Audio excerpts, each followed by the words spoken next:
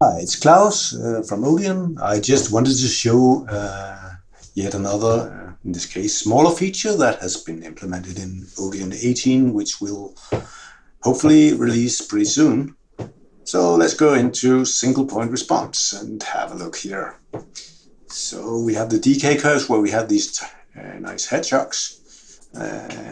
You might be aware that you can change using the R shortcut. You can choose to change the resolution of the hedgehog on the decay curve. And for example, if you want to look at almost reflections in this hedgehog, you need a pretty dense resolution.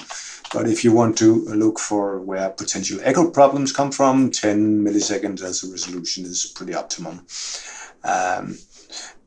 What has been implemented here is now that you can actually click on these pins in the hedgehog like this, and then it will select the time in the, let's see, in the decay curve over here, or the intensity curve, so to speak.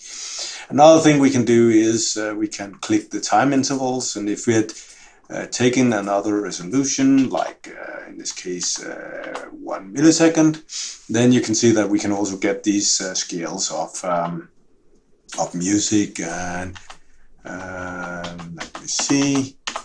Okay, now I shouldn't change the resolution again.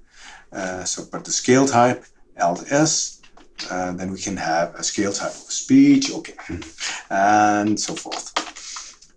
But now you can click here. You can also click the time interval, so that's pretty nice too.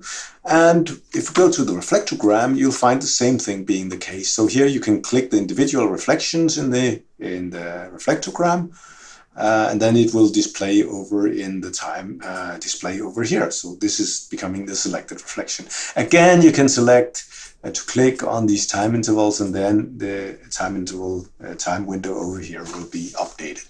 So that was just a tiny little improvement to the single point response, making it more intuitive and easy to use with hedgehogs and reflectograms, but a quite nice one, I think. I hope you like it and will like the update to Odeon.